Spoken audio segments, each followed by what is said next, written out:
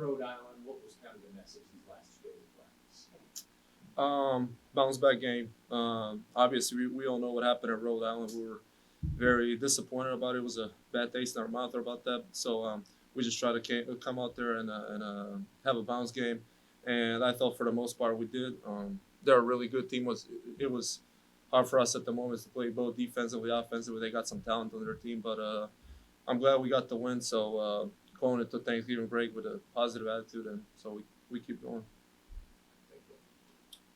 I would say it definitely left a bad taste in our mouth. It was kind of just disappointing, For me, it kind of felt embarrassing to not only us, but like just the fans who just come out and support us.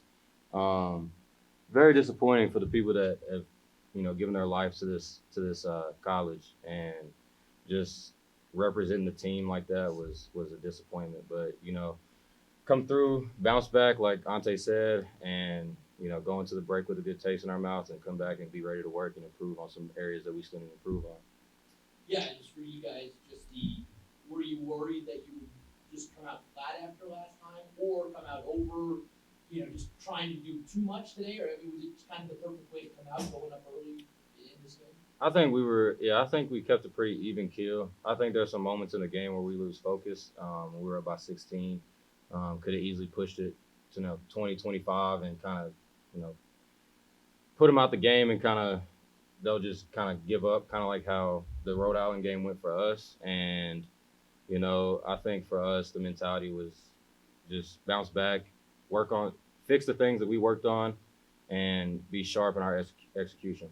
One of the things that Coach Max talked about after the game was defensively. Do you guys think you better effort out here than you've been? Yeah, we made a lot of adjustments. I mean, we really couldn't afford to go out there and play a game today without maximum effort and defensive principles that we have. So, like I said, we adjusted a lot. We watched the film that game against Rhode Island, so we know what we should have focused on today, and I think for the most part we did. So it was a good bounce back game for us. Gary, how's your knee feel? Looks like you're getting a little more comfortable now. Yeah, game by game, it gets more comfortable. It gets stronger each and every game. I think just maintaining my conditioning while doing it, and if I need a day off, Max kind of okay with that. But I don't like doing that. So, but yeah, knee's getting better. It feels a lot better game to game. Still not where I want it to be, but it feels good. It seemed like you were less hesitant to put the ball before. Yeah. Is that kind of when you're getting back into it? Yeah, I could tell just the first kind of 4 games I've played, it's been kind of hesitant on going to the rim, not driving as much as I normally do, which doesn't open up the rest of my game. So just the more that I get back into it, get the rust off, and my teammates keep trusting me to shoot the ball. So kudos to them for just continuing to trust me, and Matt keeps trusting me, the coaching staff keeps trusting me. So I'm gonna just keep putting one foot in front of the other. Okay, they're throwing all kinds of defenses at you now. It just seems like there's something different every game. How do you kind of make that adjustment to the game today? Yeah, just gotta take what the game gives you. They played. I don't think I ever played against this type of defense. They really crowd the high post every time I try to get up there, but it opened up for somebody else. And I mean, we did some great rotations that open up for me sometimes to score, and sometimes kickouts are there on a weak side help or whatever it is, corner. So it really is about just making a right read. I mean, they can pick their poison whatever they want to do, and I'm always going to do that. Just put myself and my team in a position to get the best shot we can. So how important is it to have kind of that secondary third guy, Darren, AJ, those guys scoring as well?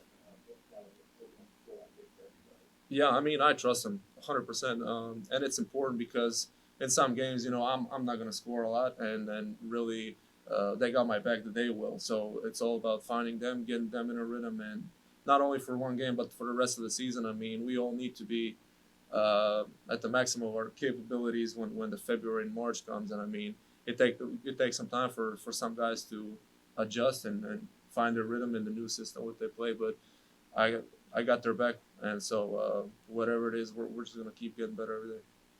NKU plays one of the more funkier styles. It's a tough team for your team to become comfortable against them, simply because you don't see it often. They do it really well, and I'm talking about their matchup zone. And then Darren does a really good job of every once in a while when maybe start to get a little bit of a beat on it, to just sort of go man to man and switch 1 through 5. And so you don't want to be that coach that's, screaming to your point guard, hey, now let's run a man play. So we tried to run our man stuff the entire game. I think that the high amount of turnovers isn't an anomaly, because we've turned the ball over too much to this point. But I give NKU credit because it is confusing. I thought Ante's ability to see over the defense and the double teams and skip the ball, and Debo's three-point shooting along with CJ's to start the first half got us off to a great start. We got a ways to go. But the good thing is we have, whatever it is, 12 days where we have one game. And so our guys are going to go home for a little bit and then come back and, sort of a mini training camp, if you will, 7 games into the season. So it's a good bounce back from a debacle on Sunday.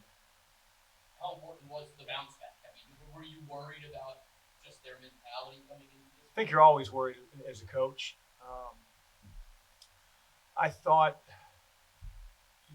what I was worried about is just the small time to prepare for a funky defense.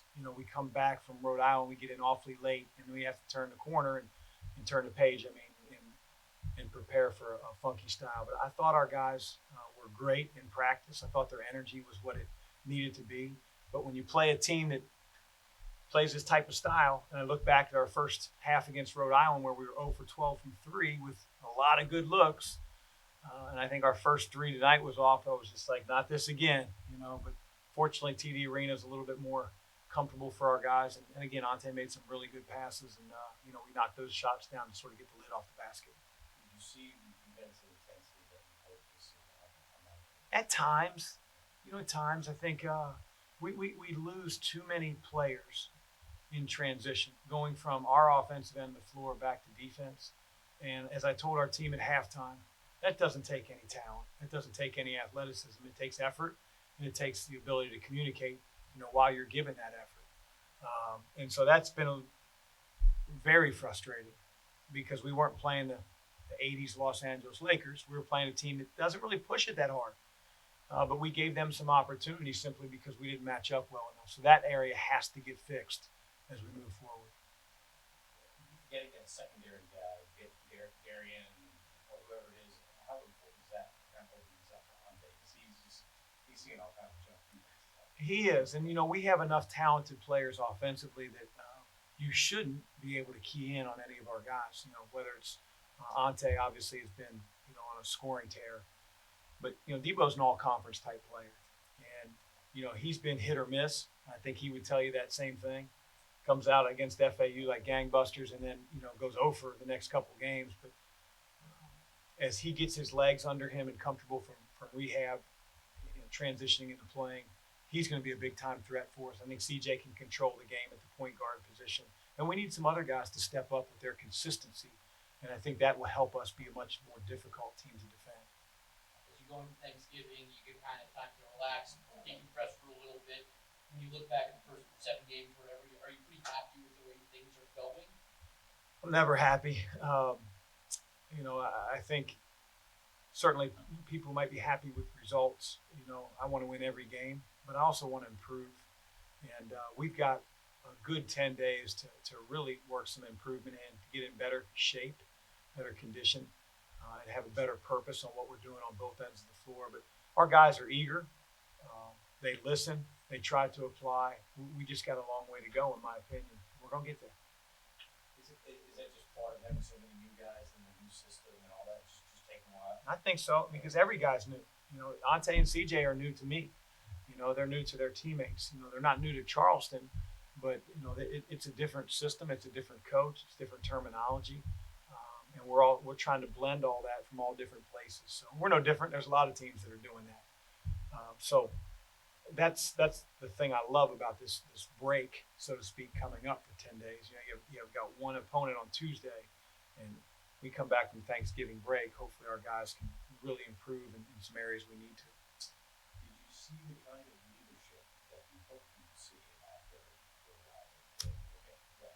Yeah, at times. I think we've got a quiet group, and I want them to pull it out of themselves a little bit more. I think it's necessary. I think loud teams, energetic teams, you got to bring your own energy, and we got to get better at that. We certainly have veterans that have been through things before, but we need leadership in a big way. Every team does. We have the capability to have that. Coach, real quick, you mentioned the newness. How do you feel about the rotation? First 7 games rotation or starters coming off the bench? Is that something you play with going forward, or you think back to that? I'm not really concrete in it, and not because of anybody's fault, but we've had so many different little injuries that our starting lineup, our first guys off the bench, has been really inconsistent. We lose Jackson, for a period of time. We lose CJ with an ankle. We don't know how many minutes he can play. Then he has to sit out against Citadel. Then Lazar gets sick yesterday. He's got the flu, and so he doesn't start because he wasn't sure if he's going to play. It's just, it's hard to be consistent when you're not sure, who's, able to play on your roster. So we'll get there, but we're certainly not there right now with how banged up and different things that we've had. And Stokes, is that how you pronounce it last name? Yep, Eustace. Yeah, I thought I gave you a good time. Did a great job. It's hard as you're a freshman. Hard to find consistency when you don't have consistent minutes. But he got a little bit of an extended run. He's a very talented offensive player. He's just learning the American game. Defensively, he's never faced this type of quickness before. He wasn't fluent in English when he got here, so you can imagine the ability to decipher terminology. And he's getting there, though. And offensively, he's really gifted. He can shoot it. He can pass it. He's a big kid. So it was good to see him have his best game so far in a Cougar uniform.